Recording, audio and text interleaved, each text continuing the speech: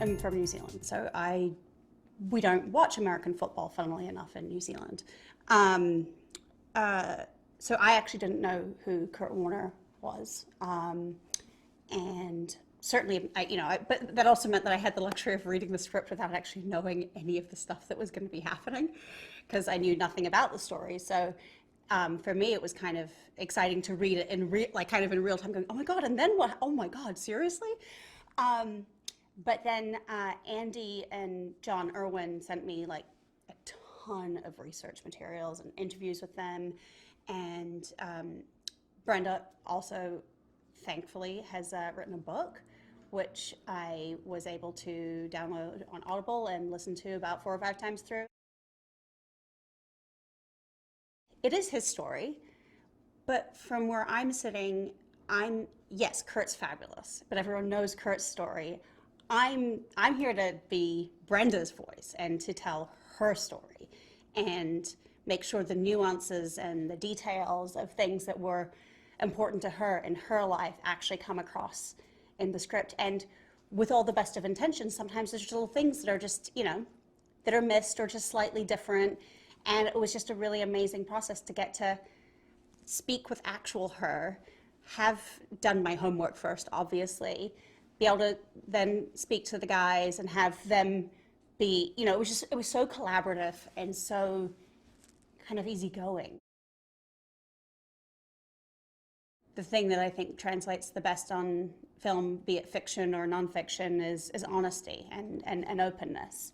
And what was so extraordinary was just how open Kurt and Brenda were, and how, obviously I spent more time chatting with Brenda during prep and stuff, and just how generous she was with her life and her energy and her things that are very personal to her. And that's a really amazing relationship that I just feel really lucky that I got the opportunity to build with her, so that she and I had a level of trust that, there's no stupid questions to ask. And also, like, if she felt strongly about something, I can be her voice, and just having the real person to check in with is just, to me, felt very comforting.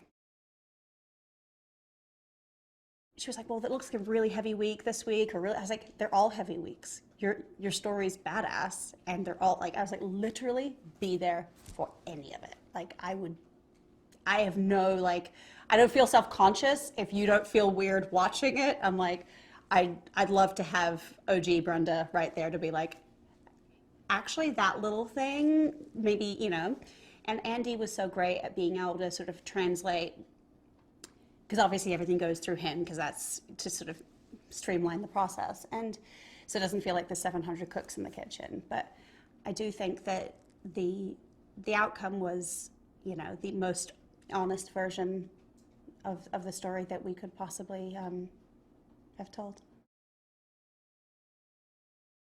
Zachary Levi, who bears more than a passing, striking, slightly unnerving resemblance to Kurt, has just sort of immersed himself in all things Kurt Warner, and really just stepped into that, that character and that world, and his role in it in a really amazing and beautiful way. And,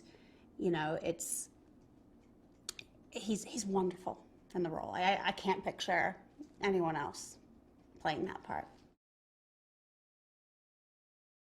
Brenda and Kurt make no sense on paper, is kind of the bottom line. Like, they make absolutely no sense. She's got a whole backstory of trauma regarding her ex-husband, and how that relationship ended, and what happened to her son Zach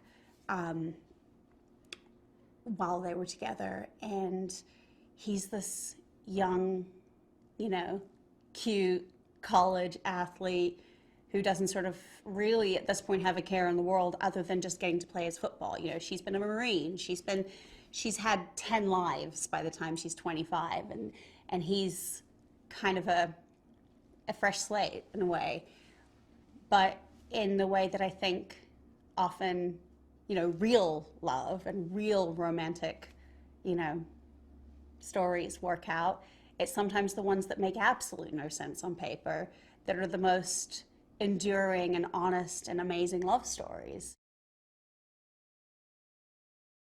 Hayden Zahler is this amazing, talented, incredibly smart, and really sweet kid who is completely blind and has never acted before.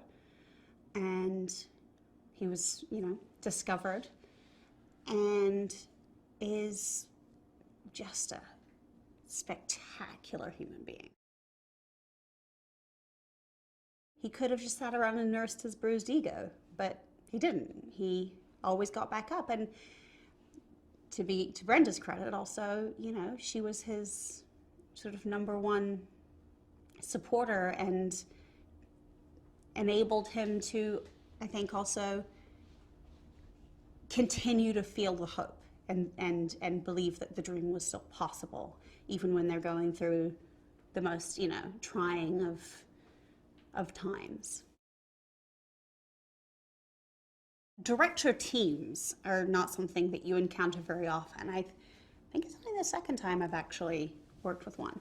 And so it's always sort of interesting or sort of curious at first to see sort of what the division of labor is going to be and sort of who steps into which role and kind of how and what that works like. And John is very much the words on the page and the camera and the angles and the sort of technical stuff. And Andy does, not that John never comes in with notes or anything, but Andy does more of the interacting with the actors and the sort of the creative process, if you like.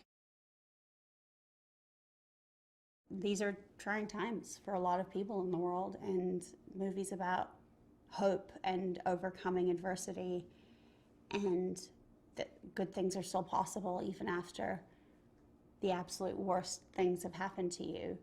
I just think that's an important story, and it's really, I'm sure it's timely at any point, but it feels particularly poignant right now. It's a film that families can watch together and enjoy the kind of the magic of it. Just because you get knocked a couple of times, it doesn't mean that means you should give up. And I think that's a great lesson. Like as a parent, I find we're constantly trying to teach our children is you have a setback, you get back up and you go back out there and you give it another shot and you keep going if it's a thing you really want. All right now.